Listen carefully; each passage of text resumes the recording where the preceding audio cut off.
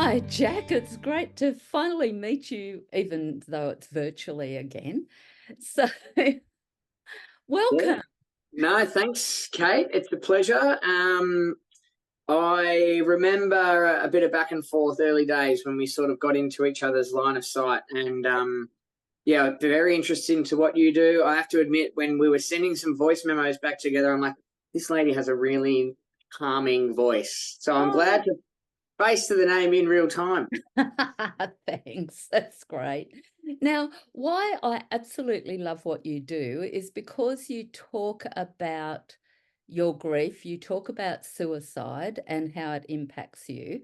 And I feel like, would you like to just share a bit of your story about why you do what you do?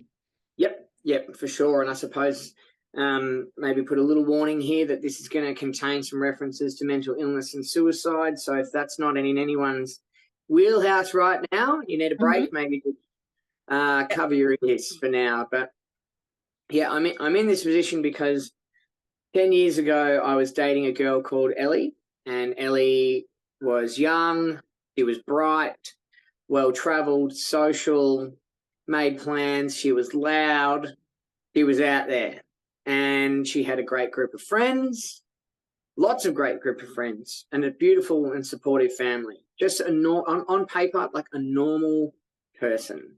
We knew how beautiful Ellie is, but just a normal person. But unfortunately, Ellie became sick and got sick very quickly with some mental ill health issues. And Ellie no longer had the motivation to be social. She, at times, couldn't even get out of bed. She couldn't shower. She didn't want to leave the house. So Ellie started to get very, very sick and was overwhelmed with mental anguish. And Ellie eventually died by suicide. Ellie was 25. Mm.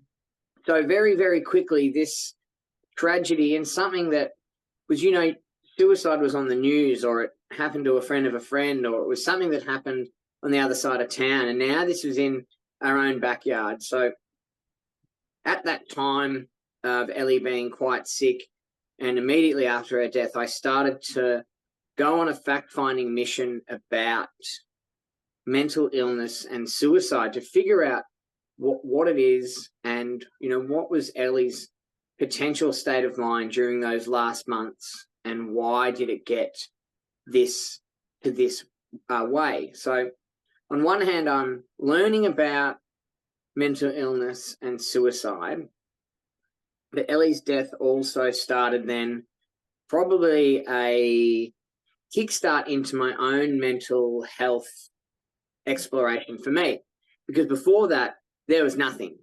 Not to say that it was ignored, I just didn't appreciate it, say, like I was appreciating physical health and looking after myself that way. So naturally, like, this is a pretty devastating and heartbreaking circumstance. Like, if you take grief alone, that's pretty difficult to deal with, and then if you multiply it by or if you add it to suicide, this isn't 1 + 1 = 2. The synergistic effect of suicide times grief is more than that. So naturally, I was very upset and sad, devastated, heartbroken, and I would cry a lot. And this would be, waking up, falling asleep, in the car, in the shower, when random songs came on, or random at the time, but that would mean stuff for Ellie and I, or restaurants, or you drive past streets that you went down before. All of those things triggering gut-wrenching sadness. And one day I was getting ready to go to work, and I saw a pair of Ellie's runners in my closet. And I said then and there that I'm done with being sad. I don't want to be sad anymore. This sick to my stomach feeling, this swelling of the throat, and obviously the crying aspect to it. I just wanted to park it. So I stopped being sad, and it wasn't like I was forgetting Ellie, or she was never forgotten, but I just wasn't being sad. And what I'd done was accidentally prematurely halt the grieving process. And over the next 10 years, so it was last month, it was Ellie's 10-year anniversary since she died. So the last 10 years, I've done a lot of learning and fact-finding, and about halfway through, since then, so 5 years on from Ellie's death, I was seeing some patterns happening in my life that I really wasn't proud of, and I wasn't showing up as the person who I wanted to be. And these patterns were occurring particularly in relationships, like romantic relationships, also at work, and naturally people close to me were caught in the crossfire. And I was seeing this person come out, or I was coming out as a person that was always bubbling with some sort of anger, and I was angry and I was short-tempered. I would love to argue. I could never discuss. I had to have the last word. I could never back down. I would fly off the handle, say bad things or hurtful things to people, which was not only something that was affecting them and the people around me, people close to me, but then when my head would hit the pillow at the end of the day, I'd be like, what have I done? Like, I'm not treating people around me very well. I was also very critical about my own behavior, and my day-to-day life was ecstatic or erratic or happy and angry. And I was up, down, always bubbling. Something could quickly set me off. And after a few years, I suppose, of seeing this pattern and having these ongoing thoughts would just whiz around my head saying, like, you'll never be able to get back in a relationship. You'll never be able to put yourself out there. You'll never be able to do this. You won't be able to do that. Along with, oh, maybe it'll change tomorrow. Or maybe if this changes, then I will change. And just sort of bouncing between these really harsh, a harsh critique of myself, and also like a wishing and a hoping. And those things sort of just bashed around my head with no real result. And one day I decided that I was sort of done with this person who I was, or the way I was behaving, not the person, the way I was behaving and the way I was thinking. So I'm like, I'm going to change it. So I went back to therapy, had a lot of sessions over some years, and started to untie a lot of things. And what I'd learned that we are allowed to be sad and we are allowed to be angry. All of the emotions that are out there, we're allowed to have. They're all equal. They should all be treated equally because they're all natural and they're all normal. So once this happened, and it was almost like I woke up one morning and I was a new person, or I was changed, and like a light bulb moment. But I know that that's unfair. That discounts all the work that I'd done with my therapist, without my therapist. But what I'd allowed then was, knowing this, equipped with this information about emotions, I'd allowed sadness come back in, and I was allowing myself to be sad. And this was happening not straight away reminiscing about Ellie and grieving for Ellie, but this is just listening to songs and watching TV shows and starting to cry and feel that well of emotion, and particularly sadness, and going, okay, this is new, like this hasn't happened before, and letting that in. So let the sadness back in, and the anger remained, but it was how I was reacting to it which was different. So I was regulating my anger better. And then, of course, the happiness and joy continued. So rather than being this up and down person, I became this person like this, and a lot more calm. And I sat back, or whenever I realized it, I just remembered feeling so calm, like a wave of calm had come over me. And from a physiological perspective, I wasn't running hot all the time. And I could go into situations where I could have a discussion and it wouldn't become an argument. Or something could happen that would derail the day or the plan, and I could fix it on the run without going into some sort of hyper mode or being upset about it or angry about it. So it was these realizations that I've kept going since then, and go on and on and on about it with this brand. But the reason the brand started was that probably around 5 or 6 years ago now, or 4 or 5 years ago now, I had a mate's dad die from suicide.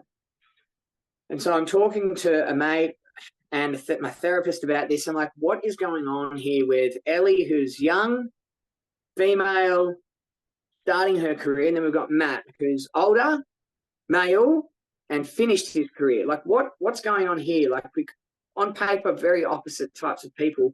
If these two can both be affected by what's a mental illness and suicide, what's to say about all the people in here and then outside this? So then and there, I was like, I want to do something with this unfortunate circumstance and the knowledge that I have now.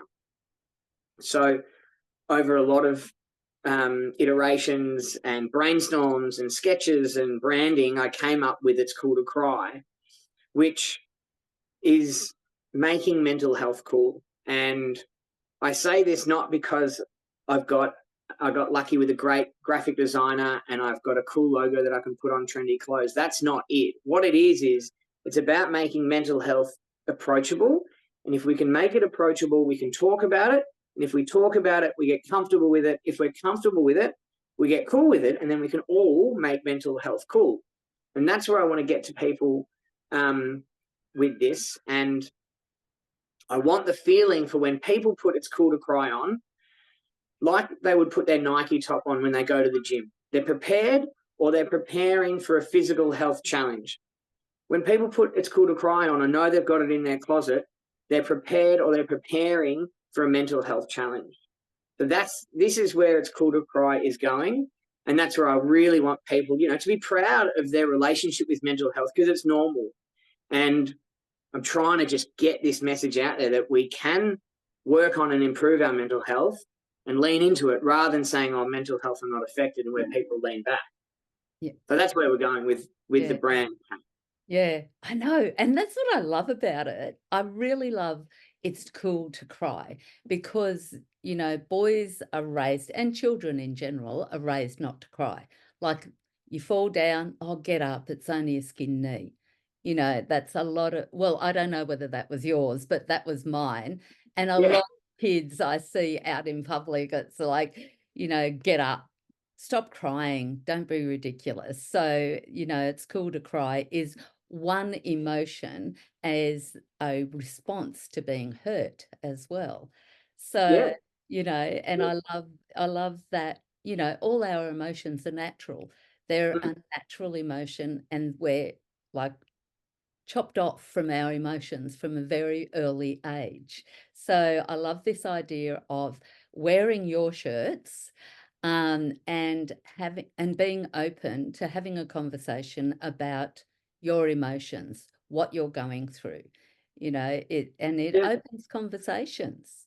Exactly. And like, I want the brand is supposed to hit people in between the eyes, and they can think about it and have the conversation when they get home, or they can have the conversation with the person they see in the street.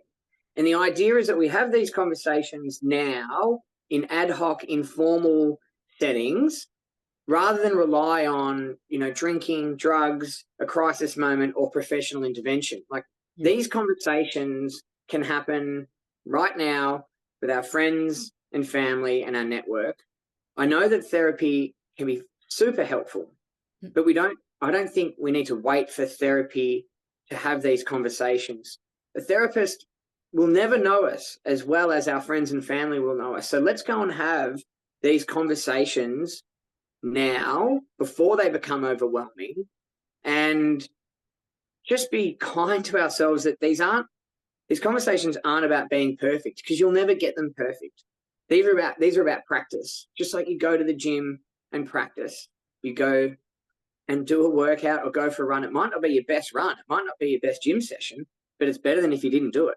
So this is why I want people to go and have these conversations. And when it comes to crying, I reckon that's just the height of vulnerability as a person. Like, crying in front of someone is vulnerable as. Yeah. And I'm not saying we have to cry. I'm not saying that. I'm saying that there is probably a balance here, or like a scope here, between having these open conversations about our feelings and then crying. And like, what is it on here? Wherever you fit on that time of day with that person about that situation, there's the scope here. There's the scope. Let's work within this scope, and don't forget about actually starting them. And if you cry. That's okay. Yeah. And crying connects us as well. Like, 100%. I've seen so many people be so vulnerable and crying about what they're going through. Yep. And it's like, and then that starts another conversation Mm. with your own, like that connects people. Like, yeah, I've been through that as well, or I've felt that way at some stage in my life, and really I want to be put out of business. I need to retire, but having these early conversations about how you're feeling and how you feel like you're not doing things well, or you're not good enough, or you're not lovable, or you're not loved. There's so many single people out there who feel so alone, who Mm. can't talk to people, who don't feel like they can talk to people. But it's like, having these early conversations in coffee shops, which I love coffee shops. And I have a lot of conversations, like deep conversations in coffee shops with people I don't know, and they're Yeah. just alone, Yeah. and lonely, not even like alone. If you're alone, it doesn't mean you're lonely, Correct. but being lonely is the worst thing, and not having someone witness your feelings as well. Yep. Yep. I think you're spot on there with what you said about people needing to know that they are worthy, and they need to have someone that understands them or just listen to them. And this is probably why you're having these conversations in coffee shops, because you're probably just a great listener, and that's all people really need to do. We don't need to go and fix. We don't Yes. need to offer advice, because that could very quickly disrupt the path of the conversation. If I come to you with all my problems that I live with for 24 hours a day, 7 days a week, and you say, oh, you should do this, this, and this, Yep. thinking you can fix it in 3 minutes, Cait, I'm sorry, I don't think I I understand. So know. like we can get better at this by not actually doing that much. You Yeah. just have to listen and be there, Yeah. because we're all very resourceful. We'll go and find the answer. We'll go and fix our shit. But Yeah. sometimes we just need someone on our side, sit in the mud with us, as Simon Sinek would say, and just be there for that shitty 10 minutes of conversation. And then Yeah. we can go. Yeah, that's right. Yeah, and sitting in the mud, I love that because it brings up childhood memories for me. But it's like, yeah, sitting in the mud just brings up so many visuals for me as well, like sitting in the mud alone, being by myself and not being able to share things. And sitting in the mud, a thing that came up just then, sitting in the mud and feeling all your feelings, and then not having your loved one there to be able to share that, joy that you have sitting in the mud at times where, you know, I've gotten too weird. It's like any sort of experience you have, a new experience, like you go out for your day at work, you come home, you expect to talk to your loved one. Oh, this day was like this, and this, but you come home and your loved one's not there. So it's Mm. like you're grieving the future without that person as well as the Mm-hmm. past without that person. Yeah. So it's like grief is this massive thing that, it's living in the past, the present, and the future without your loved one.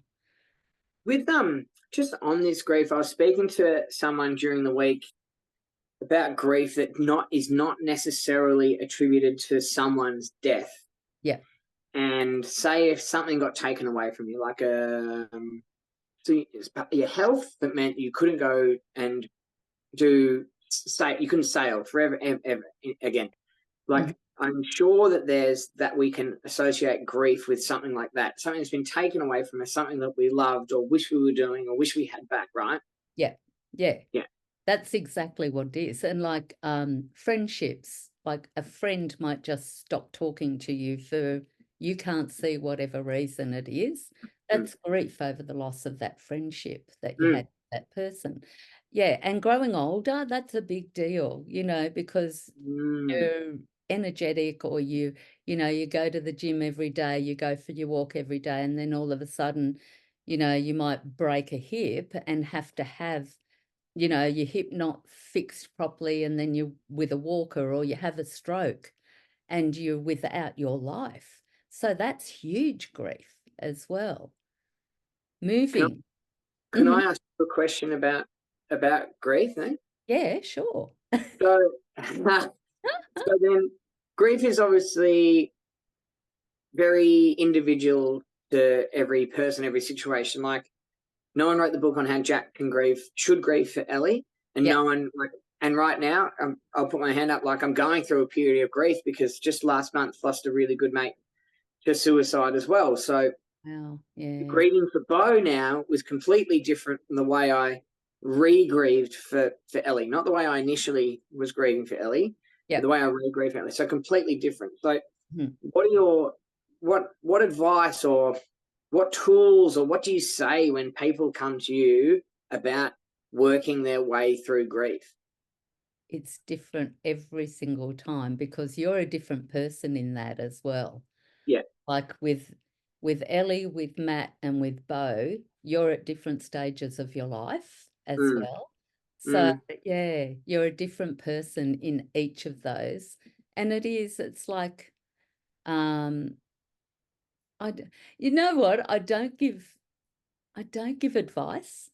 yeah. That's Yeah. my thing. I can't Yeah. give advice because everybody is totally different. I sit with that person and see what they would like to do and what helps for them in their life. So a Mm, lot of the time it's, talking to a close friend about what's been going on, or sometimes, I'm the only person that they come and see every single week, and mhm, talking about how that's different with all those different deaths that you've mm, had. And even, sometimes it's triggered back to you lost a pet, you lost your grandparents, you moved, you went into, high school, from primary school, kids have moved away. And there's a whole load of loss there and feeling sometimes of rejection as well. yeah. Yeah. So, yeah. Yeah, so it's a lot of sitting and really delving into feelings of what that person is going through rather than rather And than them tick, tick, tick things. okay. Can I ask another question? Sure. Okay. So, yeah, no one size fits all approach or to dealing with suicide. I think we Yeah. can definitely agree on that. What Yeah. about, are there any ways that you have, like, any analogies or things to think about to help bring like comfort to confusion around grief? Like, I'm sure you've heard of the box with the ball in it. Yeah. Yeah. Yeah. Yeah. So have you Yeah. got any other ways like that Yeah. to try Wow. to, because Gosh. I find things like that, for me personally, Mhm. bring, and it might be fleeting or it might Yeah. be something I can use over and over, but it brings comfort to Yeah. confusion. Yes. The grief is really, really confusing. Yeah. Well, that's right. And the beginning, like, it's actually your brain trying to work out what's happened Yeah. because, you have that person in your life and your brain has, every day you've seen that person, or every week or whatever, you've spoken to that person. And then all of a sudden that person has disappeared, but your brain is trying to say, where is that person? Like, you've seen them every single day. So it's working through, I can't remember who wrote the grief brain, but there's a whole load. Like, she wrote a book on the grief brain, and it's behind there somewhere. But I'm not going to search for it now. I might put it in down Yeah. lower. But, it's all about how your brain is trying to make sense of that person not being in your life, and you not doing those different things with that person as well. So that's what grief is your brain trying to figure out what Okay. is going on because they were in your life for so long. Mm. And, and it's filled with love. Your life is filled with love from that person, and then all of a sudden they're gone. Yeah. So, That yeah. constant has Mm. been ripped away from you. Yeah. Yeah, that's right. Yeah, yeah. So there's, I get a lot of people love writing. So, there's writing that people can do, like journaling. That can sort of the distance between your brain and your hand is, it's really close, and sometimes you just can't find the speed to write. So you've got chicken scratches across the page. But I get people often to do art journaling because I have a lot of sensitive people who don't like to share or who can't find the words to share their grief. So I get them to either chicken scratch first or draw, paint, splash, collage, find different magazine things, to try to find the words to try to understand what you're going through as well. So, yeah. And, I love your timeline thing as well that you Yeah. speak of. If you want to share that, do your timeline thing. I love that. Yeah.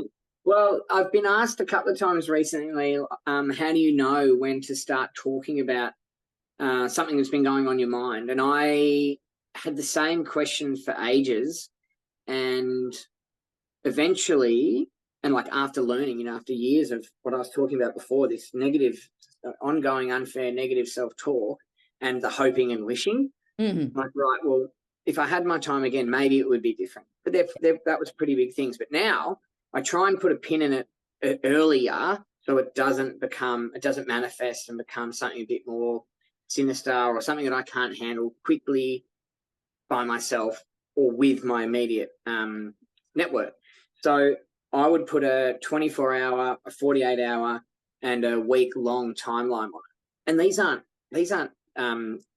timelines set in stone, but we've got to be good at reviewing, like, oh shit, now we're halfway through, or we're almost at the end of May, and I've been thinking about this since April. I've done nothing about it, and I'm sick of it bouncing around in my head. How do I get it out? So at that point, I'd be very keen to go and do some chicken scratching. Yeah. I think the journaling's great because it's a dry run or a practice to then going to speaking to someone which you might be partner, family, member, friend, or therapist, or whoever, and you get better at articulating what you want help with, and you're giving yourself the best chance to, again, get advice if you want it, or everything you want out of your chest if you want it, and that sort of thing. So I like the timeline tool, but again, this is so up to the individual. But if it was me and it's been a month of something bashing around my head and it hasn't evolved or evaporated to a point where I can live with it, then I'm going to have to start doing something about it.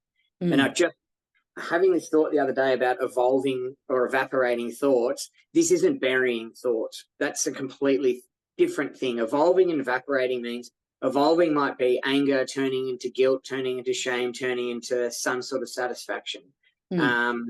Evaporating was like, oh, cool. Well, that was here last week, but it's not here anymore. And I'm comfortable with reminiscing on that or thinking back on that. Burying would be, I'm not thinking about that because it makes me uncomfortable. Yeah. Yeah. Something like that, Yeah. Yeah. Totally agree with that. And I love I call that circular thinking because it's actually not getting out of your brain into somewhere else. So if you've got the safe space, like you can't talk to people in the beginning, you've got the safe space of journaling, and the last thing I get people to ask themselves is what next? You write all that stuff out. And now what next? Yeah, that's great. Like a plan. Yeah. And not like a 12-month plan. It's just get to the next checkpoint, right? Yeah. Yeah. I love it. Yeah, that's right. So with the journaling and the chicken scratching, I understand that your hand can't keep up with your head. Yes. So I often do it, talk out loud, not in my head, talk out loud in the car. Yeah. Yes. And in the shower. Yeah. And it just comes out differently. Yes. Because you have to say it. It is a bit orcs and that, but it works. Like something, it's just the way it comes out, bouncing around the four walls of the shower or the sunroof of your car. Like it comes out differently and it just tweaks little things and just moves things. It might not be in the right direction, but at least it's a different way. And you just get it out.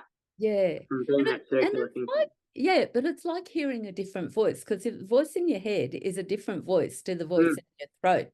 So it's, and sometimes you can give yourself, permission to do different things because you've said it out loud. Yeah. So, oh, that's a ridiculous thing that I'm saying to myself. Like, I hate the positive and negative stuff. The words themselves are like helpful, unhelpful. Yep. So, if you've got unhelpful things swirling around you in your head and then you say them out loud, it's like you're saying it to a friend. It's Mm. like, oh, you're an idiot. You should be over this by now, which some friends do say. And Yeah. I always say, they're the unhelpful ones. Just push them to the side for the moment and see how you go. But Yeah, and I yeah, think we've all heard or thought to ourselves once upon a time, like, oh, that actually sounds different now that I've said it out loud. yeah, Or it sounds silly when I say it out loud. Like, yeah, whatever that circumstance is, we've always thought one thing. And it could be like a plan of attack for something at work. And yeah, then you're like, oh, now that I say that out loud, that doesn't make sense. So you can do that with anything. And you yeah. can do that, especially with your own unhelpful thoughts. Yeah, that's right. Yeah, yeah. And I'm thinking, like, dying by suicide is such a stigma. Like, I have a lot of people who come to me and say, I can't tell anybody how they died. Mm, And I mm, want that to sort of leave our vernacular, because dying anyway is horrible, mm, and you don't, and when I hear, oh, they chose to die rather than to, uh, mm, try and work it out. And mm, it's like, that really is so judgmental, and it doesn't take the person's life into account and mm, who they are. Oh, yeah, I mean, mental illness and suicide especially are dirty words still, Yeah, and I think it's changing, but it's slow, and it's been really slow for a long time. yeah, But to not mention someone because of the way they died is really disrespectful for that person, don't you think? yeah, Oh, cool. Little Johnny died of a little Johnny. yeah, Little Johnny died of a heart attack. Oh well, yeah, cool. Let's get around the friends and family. But if no yeah, one talks about little Johnny who died from suicide, like, what's yeah, wrong? What goes all the years of that little Johnny was on this planet is yeah, discounted because of the way that he died, which wasn't his choice. Just like little Johnny didn't choose to die of a heart attack, little yeah, Johnny didn't choose to die from suicide. This is the cards that they were dealt, albeit both really tragic. But one of them isn't getting the airtime yeah, because of the confusion and the stigma and the shame and the judgment for yeah, all the reasons we know why and starting to learn why. Is that, yeah, poor old little Johnny in this corner isn't getting the respect and the love and the memories. yeah, yeah. That's exactly right. Yeah. And oh geez. I always have these moments where I think, oh, that's brilliant. I need to ask that question. And then it's just like zoom. Don't ask me where little Johnny came from. I think it was But I mean, yeah, it's so funny, because when I started my training, we weren't allowed to mention death or dying, but I right. always have, because that's been my family thing, where, like, of Irish stock, and like, you died and you had a wake, you had, like, even my dad died at 60, but he wanted to have his wake before he died, because, he didn't want people to stand by his coffin and him not hear the great things that they thought about him. That's So, amazing. yeah. So, Yeah. Otherwise, you sort of got to make it up, don't you? yeah, that's right. Yeah. So, Dad was really ill. He sat in the chair as if he was in the coffin. We had to walk over, had a drink, and talked about Dad, about how great he was. So, Right. like, I think it's slowly, slowly changing, and really slowly. And it's not getting, even when, like, I love your conversation because it's about death, it's about dying, it's about suicide. It's not about passing away, or, oh, you know I don't want to mention how they died, things like that. And Mm.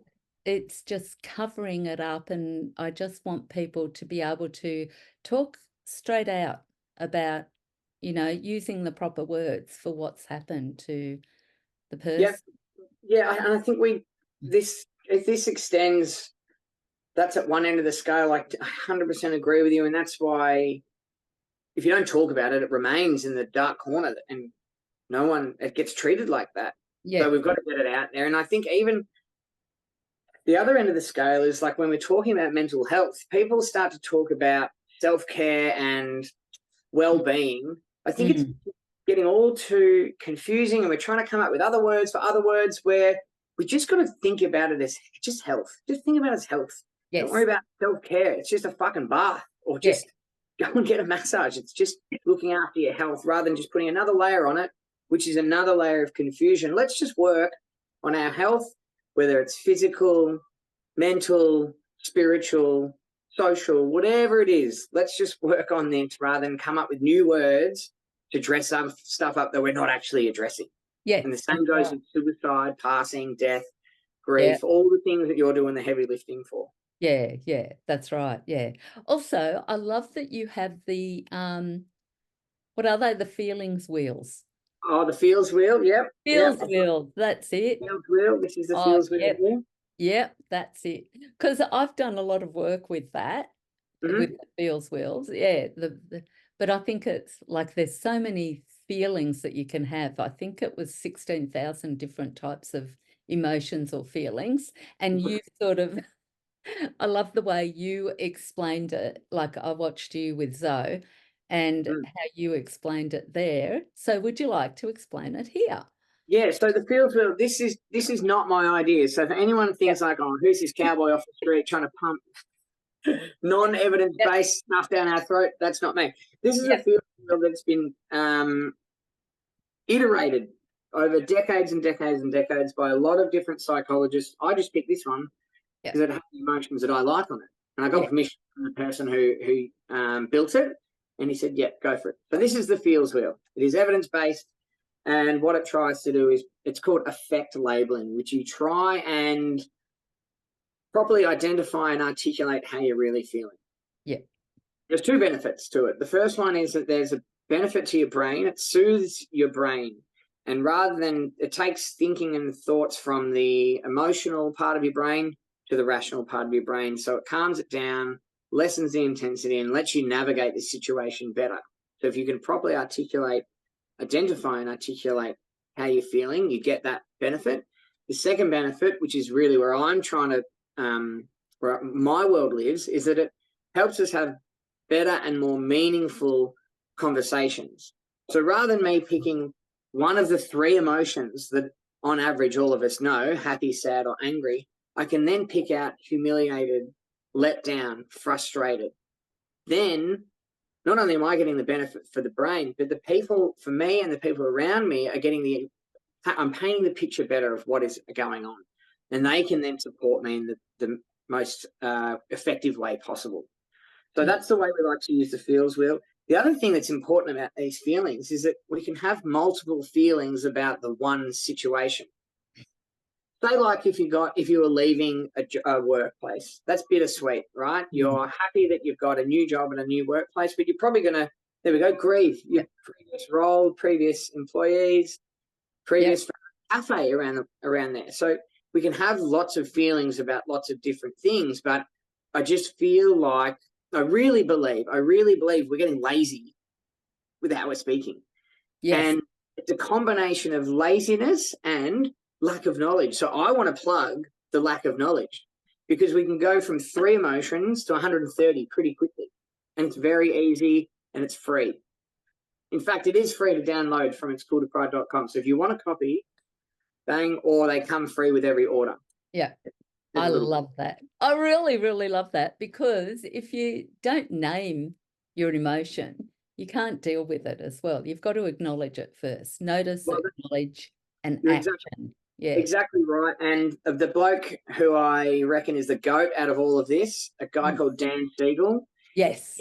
he's coined the term called name it to tame it. Yes, that's Very right. simply, that is what the power of naming the emotion that you're feeling does. It helps you tame it and helps you get through it. And don't get stuck in unhelpful thoughts and behaviors, and you can navigate your way through those situations. Yeah, that's right. Exactly.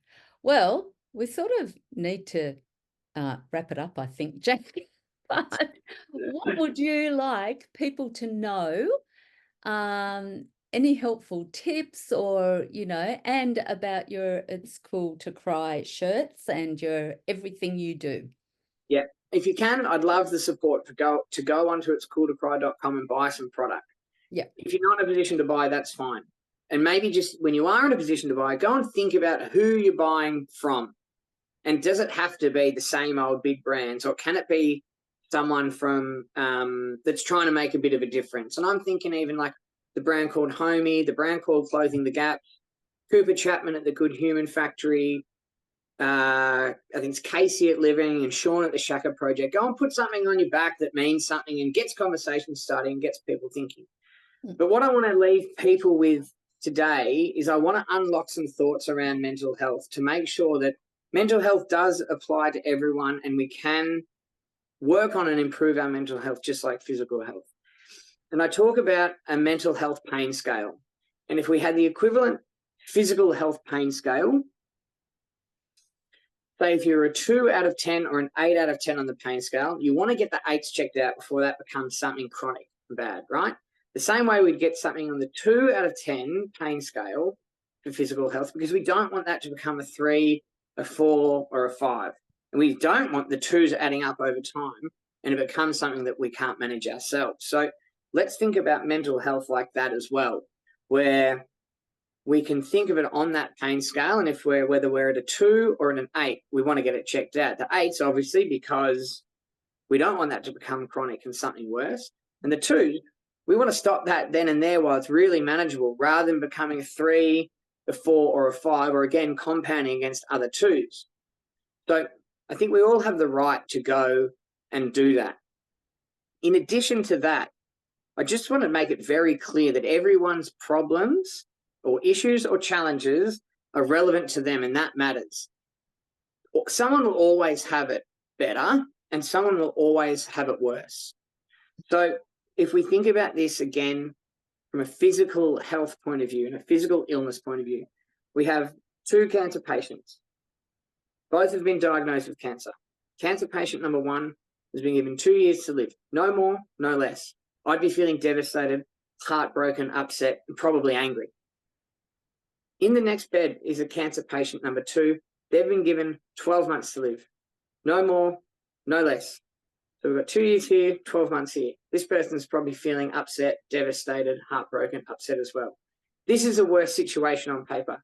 But does that discount what this person is feeling? Is this person now not allowed to feel upset and all those feelings that they're only got 2 years to live? Fuck no, that's really unfair. Yeah. So if we think about this on our mental health, our problems will be worse or will be better than someone else's, but they're relevant to us right now. So we're allowed to put our hand up and say, right, I'm struggling with this right now, and I'd love your support with it. And if we think if there was someone on the other side of that table, the other side of that dinner table, or the other side of that conversation, they said, hey, Cait, I need your help right now. What would Cait do? She'd go, yes, I'm going to help you. What would you do for that person? It works both ways. So have the courage now to put your hand up when you're in this early stage, with 2s, 3s, or 5s. And if you're at the 8s already, keep going and have the conversations here. And let's see if we can get that back down to 7, 6, 5. Because everyone's problems are worthy of being heard. Yeah. Don't keep them in. Life's too fucking hard to do it. And I don't know why we're choosing to do it all on our own. Yes. Let's use our networks, use our families, use our friends to give us a bit of a hand, because they're there for us. Just Definitely. like we're there for them.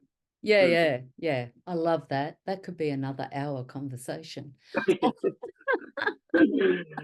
Oh my gosh. And the thing is, you don't, as we said before, you don't need to fix it. You just need to be present, listening to that and not judging. The big thing I find with people is people judge and they're like trying to think of what can I say?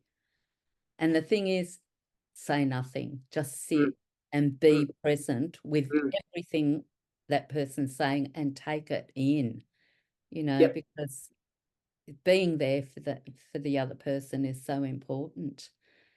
It is hard. It is hard having conversations about mental health. It's very hard also to listen.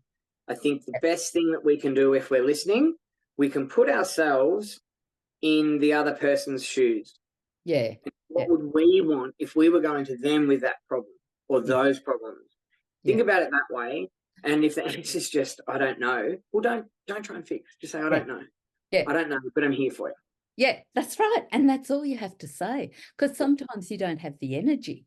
to Yeah. actually hear that and take, you know, whatever they need from you. It's like, I don't have the energy right now. Can we pick this up tomorrow? You know, Yep. or later on tonight or whatever. Yep. So, you know, so you're there. But also, you know, it takes, I think I've heard recently, and I can't remember who said it, it takes 8 minutes, you Yeah. know. It was Simon Sinek again. Oh, it is. Yeah, Yeah. yeah. Yeah. 'Cause Yeah. I've listened to a whole heap of, He's yeah, great. He's yeah, awesome. yeah. Yeah. So 8 minutes, it's just 8 minutes of listening and really hearing someone, Hmm. but Hmm. not having to do anything. No, and I think at the end of it all, like once that person's done, Mm. the person listening can take this conversation and frame it the way the person starting the conversation wants it to go. So you can say, "Hey, thanks so much for trusting me with that information. Sounds Yeah. pretty tough. What do you want to do now? Do you want to keep talking, or are you done? Yep. Or do you want me to try and help you in some way? And what are Yeah. they?" And then just Yeah. let the person choose. And then there we Yeah. go. Then we follow this stream or we follow that stream, you know? Yeah. That's right. It's hard. I understand it's hard, but we just need to practice. And that's what I'm Yeah, trying to get everyone that's to do. exactly right. Yeah, that's Mm. exactly right. I absolutely love that. I really, really do. Yeah, yeah. All right, Jack. Well, we will finish now because we could Yeah. talk for hours and hours and hours. But Cait, thank you. yeah, thanks so much for being here. All No, right, I it's a will pleasure. see you.